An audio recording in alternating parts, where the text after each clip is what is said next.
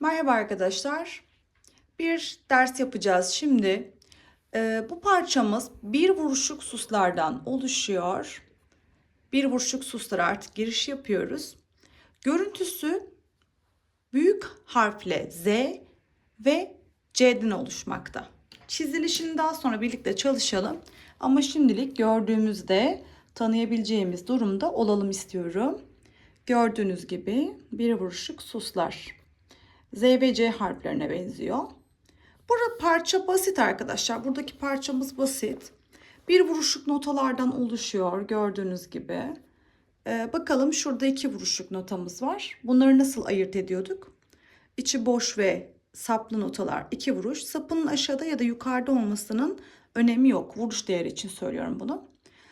Buradaki notalarımız da içi dolu saplı bir vuruşluk notalar. Burada sadece sağ elde çalıyoruz. Buraya geldiğimizde hem sağ el hem sol eli çalıyoruz.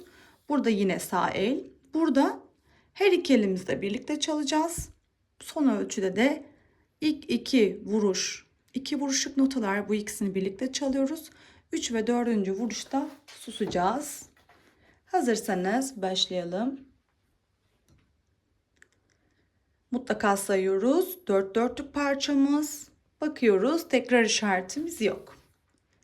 1 ve 2 ve 3 ve 4 ve 1 ve 2 ve 3 ve 4 ve 1 ve 2 ve 3 ve 4 ve 1 ve 2 ve 3 ve 4 ve 1 ve 2 ve 3 ve 4 ve 1 ve 2 ve 3 ve 4 ve 1 ve 2 ve 3 ve 4 ve 1 ve 2 ve 3 ve 4 ve. Arkadaşlar, notaları birazcık çalışalım. Sağ elimizdeki notamız do, hemen yanındaki re notası ve 3. vuruştaki notamız da mi notası. Burada diğer notalarda yine buradaki notaların aynıları. Sizler çözümleyin. Alta geçtiğimizde fa anahtarını gördüğümüzde de birinci parmağımız geliyordu bu kitapta, hatırlarsanız. Sol notası birinci parmak, fa notası da ikinci parmak. Burada arkadaşlar mi notamız var. Şurada tam olarak. Bakın 3. boşlukta arkadaşlar. 3. boşluktaki notamız mi. Bu arada benim öğrencilerim karıştırıyorlar. Genel olarak herkesin karıştırabileceği bir şey bu. Arkadaşlar sol ve mi notaları çok karışıyor. Benim sevgili öğrencilerim, sizler de izliyorsanız bu şekilde çalışabilirsiniz. Ben sizlere hep söylüyorum. Sol notası fa anahtarında arkadaşlar 4. boşlukta. Çizgileri sayarak da bulabilirsiniz ama genellikle ezbere dayalı olmaması adına gördüğünüzde hemen bulabileceğiniz şekilde çalışmalısınız. 4. boşluktaki notamız sol notası. Aşağıdan yukarı doğru sayıyorduk ya boşlukları ya da çizgileri. 3. boşluktaki notamız da mi notası arkadaşlar. Bu arada yine fa anahtarında burada fa notamız var arkadaşlar. 1, 2, 3, 4. 4. çizgi üzerindeki notamız da fa notası. Zaten sağ eldeki notalar çok fazla karışmaz. Hatta mutlaka görmüşüzdür bir yerlerde, dersinde notaları öğrenmişizdir müzik derslerimizde, okulda ya da işte özel olarak ilgileniyorsanız. Öğrenebileceğiniz birçok platform var ama en sağlıklı bilgi yine de müzik öğretmenlerinden olacaktır. Sağ elimizde buradaki notalarda birinci ek çizginin üzerindeki notamız bizim kalın do notamızdı. Re notası yanındaki, yani birinci çizginin hemen alt bitişiğindeki notamız. Mi notası sağ elde birinci çizgi üzerindeki notamız arkadaşlar. Gördüğünüz gibi sus işaretlerinde de durdum. Ondan sonra tekrar devam ettim. Önemli olan burada sayarken notaları saydığımız sürelerin hepsinin eşit olması. Buna dikkat edin. Özellikle bu notaları yazma çalışmaları da yapabilirsiniz. Benim tavsiyem bu olur. Ayrıca bugün işte bir vuruşluk nota ile ilgili çalışmamızı yaptık ama ben 2 vuruşluk notayla ilgili 2 vuruşluk notaların ve 2 vuruşluk sus işaretlerinin olduğu çalışmayı da yapmaya doğru buluyorum. Biliyorum hafta sonu sizler yoğunsunuz hafta içinde. Hafta sonu dinlenmek istiyorsunuz ama özellikle sevdiğiniz şeyleri yapmakta çekinmeyin. Hafta sonları bol bol çalışmanızı tavsiye ediyorum.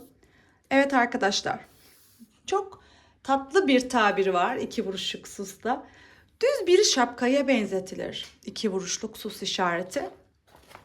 Nasıl benzetiliyor? İşte arkadaşlar şurayı ve şurayı kapattığımızda bakın düz bir şapkaya benziyor. Ve 3. çizgi üzerine çiziliyor. 3. çizgiyle birleşecek ve 4. çizgiye değmeyecek. Çizme çalışmaları yaparsanız eğer bu şekilde yapabilirsiniz. Ve 4 vuruşluk sus işareti de bunun tam tersi.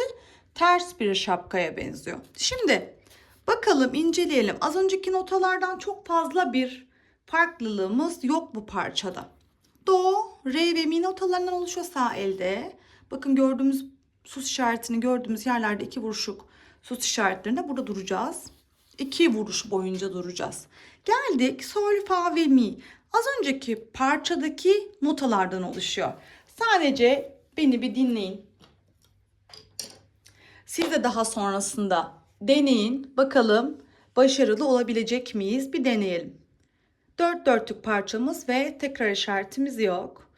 1 ve 2 ve 3 ve 4 ve 1 ve 2 ve 3 ve 4 ve 1 ve 2 ve 3 ve 4 ve 1 ve 2 ve 3 ve 4 ve 1 ve 2 ve 3 ve 4 ve 1 ve 2 ve 3 ve 4 ve 1 ve 2 ve 3 ve 4 ve 1 ve 2 ve 3 ve 4 ve parçamızı bitirdik. Size biraz hızlı gelebilir. Siz yavaş yavaş çalışın arkadaşlar. Yavaş dediğim zaman da sürelerin hepsi yine birbirine eşit olsun. Yavaş çalışırken nasıl çalışmanız gerekiyor? Ben sadece 1-2 ölçüyle örneklendireyim. 1 ve 2 ve 3 ve 4 ve 1 ve 2 ve 3 ve 4 ve gördüğünüz gibi arkadaşlar süre değerleri eşit olmak zorunda. Yavaş başladıysanız yavaş devam edeceksiniz. Hızlı başladıysanız hızlı devam edeceksiniz. Bu tarz çalışmalarda bazen sürelerde değişiklik yaşanabiliyor. Yani farkında olmadan yavaş başladığınızda hızlanabiliyorsunuz. Hızlı başladığınızda yapamadığınızda yavaşlayabiliyorsunuz. Bunlar çok sık karşılaşabileceğiniz sorunlar ama yine bu sorunları aşmak için tabii ki bir çözümümüz var. Metronom kullanabilirsiniz arkadaşlar. Metronom dijital ve mekanik olmak üzere ikiye ayrılıyor. Dijital metronomumuz herkesin kolaylıkla elde edebileceği bir şey. Mekanikler hem biraz daha ağaçtan yapılır, ağır olur, hem taşıması zor. Dijitalleri tavsiye ediyorum. Her ikisi de işinize yarayacaktır. Süreleri size eşit bir şekilde duyuracak. Siz de o eşitlikte parçalarınızı çalacaksınız arkadaşlar. Bu uzun videolar her zaman yapabileceğimiz şeyler değil. Daha doğrusu zaman gerekiyor bunun için. Ben her fırsat bulduğum zaman da sizlere uzun ders videoları çekeceğim. Ama zamanım olmadığında kısa kısa alıştırma videoları da çekiyorum. Onları da takipte kalın. Bu arada arkadaşlar sizlere bir şey daha söylemek istiyorum.